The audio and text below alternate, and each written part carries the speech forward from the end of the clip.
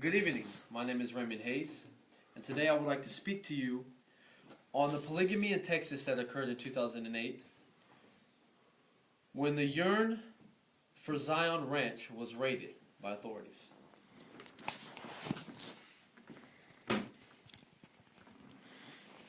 Today I will be giving you information about the cult behavior by the polygamist group, the Fundamentalist Church of Jesus Christ of the Latter-day Saints. I want to make all of you aware of this tragic event and its effect on 401 children and 133 women. The cult was a very strong cult. It had 10,000 members. It was founded in 1930, but broke away from the Mormon Church because the Mormon Church voted to outlaw polygamy.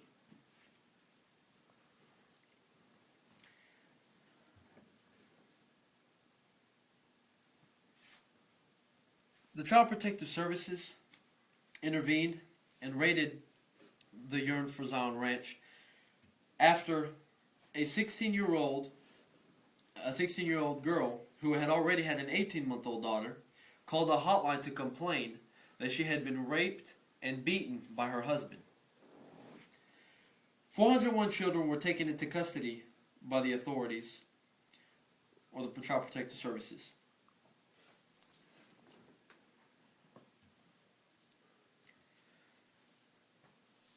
News accounts from all across America reported that young girls were forced into spiritual marriages with elderly men.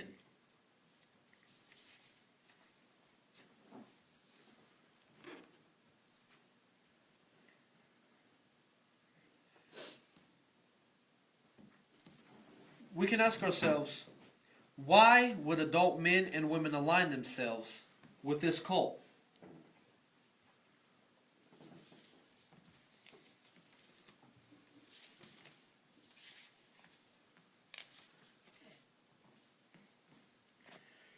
Why are groups that tend to operate the laws of our nation allowed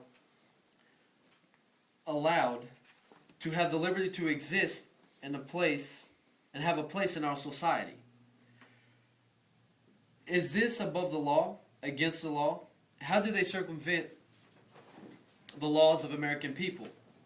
No doubt members of a cult tend to stay with their group and become more and more isolated from society. This keeps them from a reality check.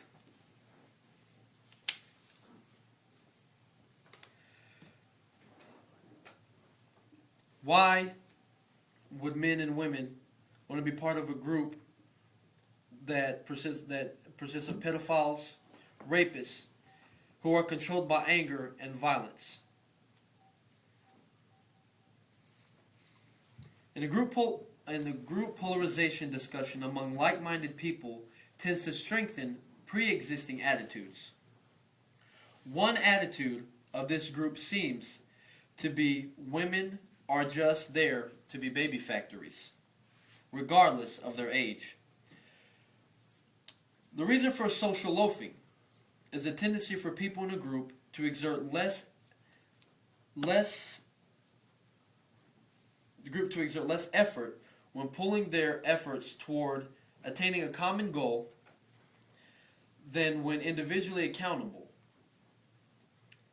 The group is controlled by a patriarchal individual who demands extreme control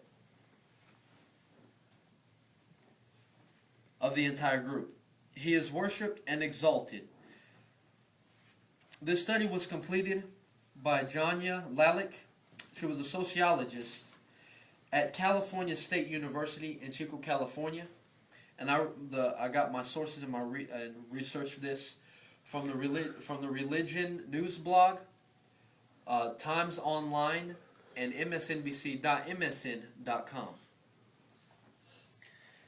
Another scientist, John Barnshaw, of the University of Delaware, who studies collective behaviors such as social movements and cultish behaviors, weighs in his thoughts of de-individuation. To be individuated is to be less self-conscious and restrained when in a group situation. It seems as though this fundamentalist Latter-day Saints church were keeping their children from the outside world and claiming it to be evil and contaminated. They had the same goal. They ate the same foods. They were taken care of by the same leadership, teachers, and mothers. They were clothed and all dressed in the same fashion.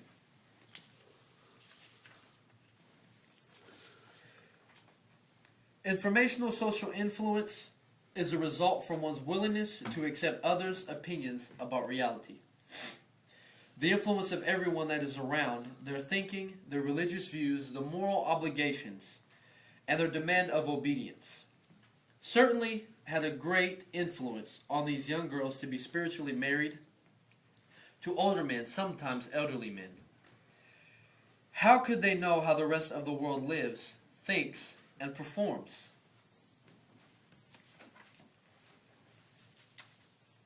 I wonder how many, on true religious freedom, I wonder how many of our constitutional amendments were violated when the Yearn for Zion Ranch was raided. How about freedom of religion or freedom of speech? But on the other hand, how many laws were broken by individuals who felt they were above the law? How many of these children's rights were violated? How many of these children will never know the beauty of becoming a teenager before they become a parent? How many of these women actually feel used or just a receptacle to produce babies? How many of them truly felt that their only path to salvation was to stay where they were and perform as they always were told? I believe in religious freedom. In my thoughts, I believe in religious freedom. But true religion worships a higher power.